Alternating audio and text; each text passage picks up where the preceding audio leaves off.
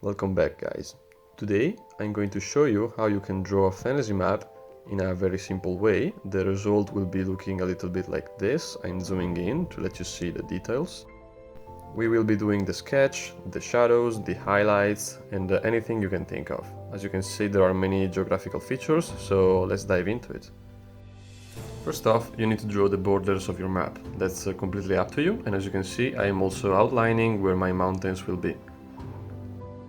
I have posted many videos on how to draw rocky formations or mountains on my YouTube channel, so if you'd like to know more about it, just check them out. But my biggest tip here is that you can try to make bigger mountains in the middle of the mountain range, because that's what actually happens in nature. And as soon as you go away from the middle of the mountain range, try to draw smaller or thinner mountains. As you can see here, I'm not even drawing mountains at this point, I'm simply drawing thin rocks going into every direction. I'm trying to differentiate them a lot, and right now I'm drawing a cliff to give my coastline a little bit of texture and making it a little bit interesting. As you can see, I've also made my mountain range go directly into the water. Right now I'm drawing some kind of magical ringed mountain structure, but what I wanted to tell you is that you might even want to try to sketch out on your terrain some lines, some guidelines actually, to make your map look more three-dimensional, because as you can see, I'm drawing my rocky formations following these little gray lines that I have drawn.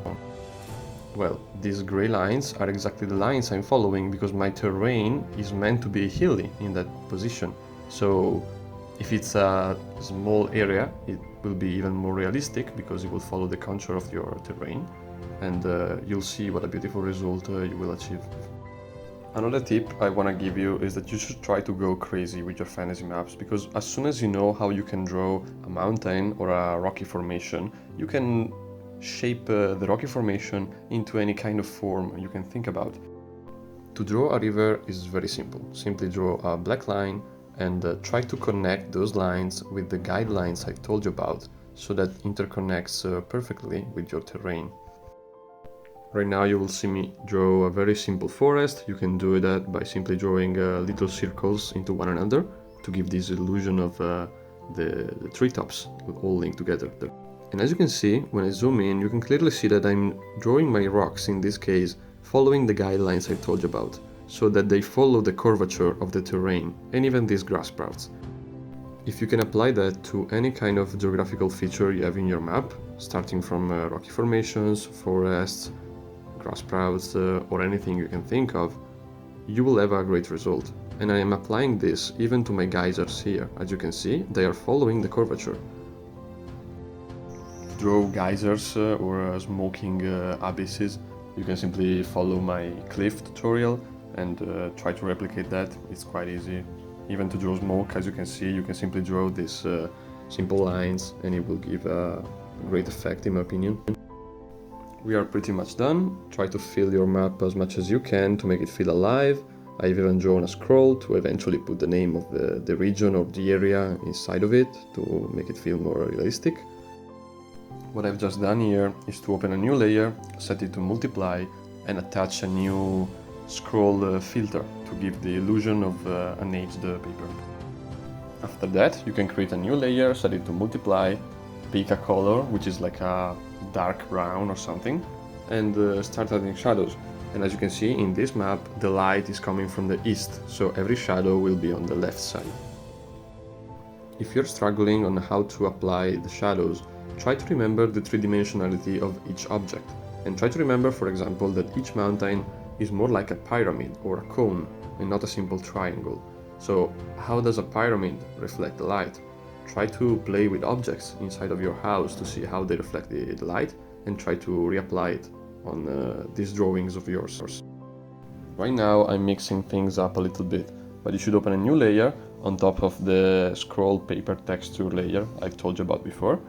Set it on SI and start adding highlights with a white color so that you can match the shadows on the opposite side and create more three-dimensionality to your whole map. To color the smoke of the volcanoes, geysers, or whatever you can think of, even chimneys of villages, you can simply create a new layer, set it to add, choose a white color, and whatever line you will be tracing, it will be very glowy. And you can even use the smudge tool to make it blend a little bit better with the environment and make it look more realistic. After adding colors to the forest, I will also be adding colors to the terrain, because as I told you, the guidelines I used before will be used to create more two-dimensionality even in the terrain. This will definitely help people understand that the place where the river is flowing is actually the lowest place in all of this map, because the whole map is converging into that point. So that's why the river takes that path, because it's the one with less resistance. As I said before, simply create a new layer, set it to add, and now we can, with the white color better our smoke, our portals, our bubbles, magical bubbles, whatever they are, so that they have a better effect. I'm using the smudge tool as well to make them blend a bit better with the environment. And given the fact that I've been only using a pencil tool, not a single inky one, I'm going to re-outline everything from scratch. I won't bore you with this part, I'm simply cutting a big chunk of that part of the video, simply showing you, here I am, outlining everything again, just to give more structure to everything. And this is the final result. If you like it and you'd like to see more videos about this, let me know, and I'll see you on the next one.